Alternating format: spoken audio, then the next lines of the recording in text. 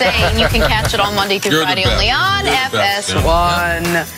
Back here with Antoine Walker. All right, Twan, we're talking Kevin Durant. He didn't play in Game 1 last night, and despite making the trip to Toronto, Steve Kerr says KD's a long shot to play in Game 2 on Sunday. However, if he does return to the floor, Kawhi says the Raptors will be ready. Whenever he does play or say he's going to be playing, then we're definitely going to have to, prep for him. He's another guy that could just score 30 points in his sleep. And, everybody know who he is, and for sure we're going to have to prep for him.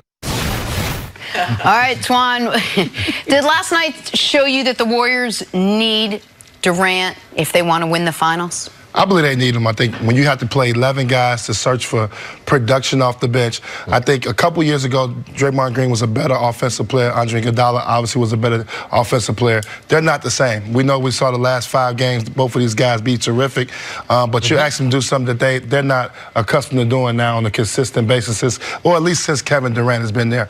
They need him.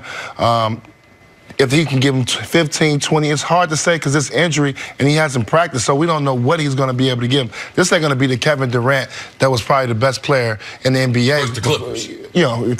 This guy was playing the best basketball of any player in the league, so I don't know if you're going to get that Kevin Durant, but they're going to need a third scorer to come in and help those guys out. Toronto's bench is deeper. We've said that before. We thought Toronto's bench was much better than Golden State, and obviously when you play 11 guys, you're searching for somebody to step up and give you something. And I think Boogie Cousins missing 14 games. He's not going to be able to get there in this short period of time to get back to the form where he was at too before his injury. So they definitely need Kevin Durant if they want to win this series. To me, they would like to have him. They would be in a better position if they have him, but no, they don't need him to beat Toronto. And this is, as we always do, myself included, to me this feels like a bit of a Game 1 overreaction. Just like Boston was going to beat Milwaukee after Game 1. Just like Milwaukee was going to run through Toronto after Game 1. We have seen in these playoffs, Game 1s are meaningful, but they are not everything. And we can't just throw away the last 32 games they played without Kevin Durant with Steph Curry prior to last night, where they were 31-1, or the entirety of the run that they had prior to last night. Well, then let's include last night. Now, with Steph Curry, without Kevin Durant, this Warriors team in the last 3 years is 34-5. I understand that you're not playing the Toronto Raptors in all 39 of those games. You have a whole cross-section of the good, the bad, and the mediocre NBA teams. I understand that. But can the Warriors win 4 out of 6 against Toronto without Kevin Durant? Yes, of course they can. Can they, if they execute what they were trying to do last night in spots, go back into Toronto on Sunday and win? Of course. What they did to Kawhi Leonard was a huge positive. There were other things that they did that you can say, okay, we can build off of. If you thought going into the series they couldn't win without Kevin Durant, then sure, still feel that way. But if you thought going into the series the Warriors absolutely could win the series if Durant never plays, to change your opinion because Toronto won Game 1 to me is foolish. Well, Jenna and I thought, and the reason why we picked Toronto was because Kevin Durant wasn't going to play. We didn't think he was going to play for the whole series. You still don't think he's probably not going to play? I don't think he's going to play, but the probability when he starts to travel, he still hadn't been on the court. And to me, every bucket I ever seen Kevin Durant get since he's been in the league been a jump shot or something where he elevated off the ground. And now you're telling me he can't elevate because of a right calf? That happened over 3 weeks ago. When he first went out, they said it's a 4 to 6 week injury. We're past 3 weeks now, and he has not stepped foot on a basketball court with basketball shoes on, trying to do basketball type things. So I'm concerned about it. I know last night Draymond Green said, hey, when Kevin Durant is with us, we feel invincible. I know Steph Curry, when they were double teaming him 30 feet away, he would have liked to have Kevin Durant out there. Klay Thompson, I guarantee he would have got easier looks if he wasn't out there. So to me, Kevin Durant is always a part of it. He wasn't there last night. Now, Nick said this. I don't believe this. And we don't know.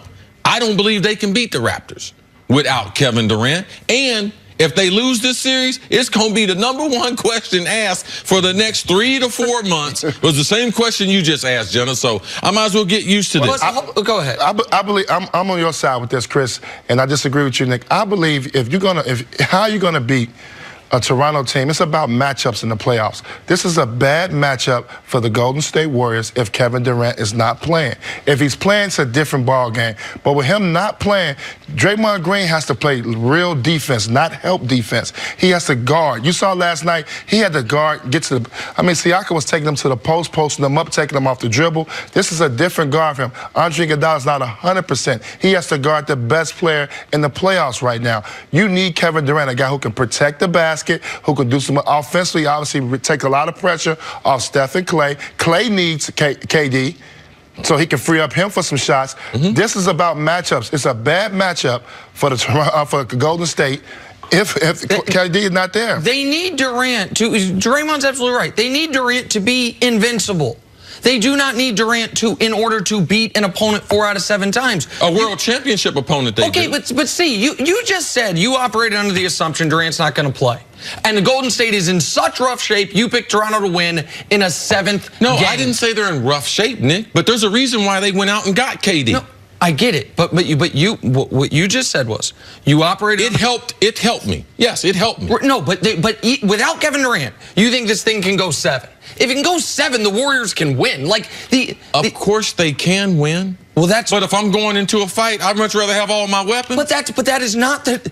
Of course they are better with Durant.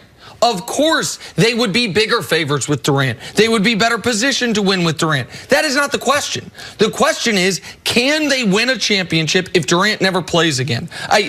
Not going against Milwaukee and not going against Toronto. So if you ask that question, that's my answer. It's the same. And you thought so too. You thought Milwaukee. Oh, I thought it's just not your team. No. I thought Milwaukee would beat the Warriors, absolutely. But I thought they'd beat the Warriors whether they had Durant or not. I thought Milwaukee was the bad matchup. So Toronto just swept Milwaukee 4 straight games. Oh, but we're not going to give them credit for that. And you thought Milwaukee was going to give Golden State problems. Yes, because to Antoine's point, it is a game of matchups, and there are to me there was no one on Golden State that was going to be able to slow down Giannis the way Kawhi was able to for Toronto. But set that aside, I cannot believe anyone actually thinks the Warriors can't win the championship without Durant. It's one thing to say they are not the dominant force. They're not overwhelming. They've played. No, people are going to say that, Nick, because they got respect for him. They got 2 of the greatest shooters ever. Well, they won 1 without Kevin Durant, so you have to respect that. But I think you're looking at, Nick, the 5 games we saw them play this year without Kevin Durant and how good they were. They were great. They were spectacular. They moved the ball. Draymond played great. Andre Iguodala. This is a different series, different animal. They got to do more defensively than they had to do against in the Portland series. And honestly, Toronto's much better than Portland. This is a different animal. They're better than so it's a different animal. They can't beat. I don't believe they're going to win this series without KD playing. If KD does not play, Toronto Raptors will be the NBA champs. If they were playing Milwaukee, you would be sitting here saying they cannot beat Milwaukee with Kevin Durant or without Kevin Durant. Right, but they're not playing Milwaukee. It's a different series. They're playing a better team. What? They're playing a team. You know the reason why their team is better? Because they beat them, and they just beat them last week. But you don't get to do that math only one way. You can't say we can use that series in this regard, but not, hey, the Warriors with Kevin Durant, nobody's going to beat them. But except for the fact that they were 6-4 in the 10 games of these playoffs he's played, and they're 5-0 without it. It's our show. Okay, this conversation is probably moot because Kevin Durant, even if he does return, is not going to be the Kevin Durant that we all assume the Warriors need in order for them to win, or maybe not you.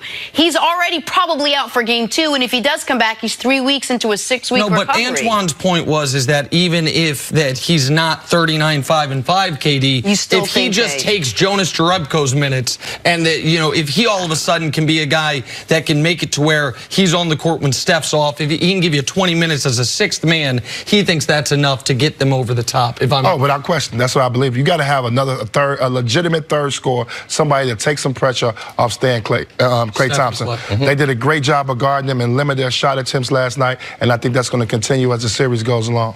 Good stuff. Take a break. Coming up, do the Raptors need more offense from Kawhi to have a chance in game 2? Next on First Things First. Man, when you're undisputed, that's give shit.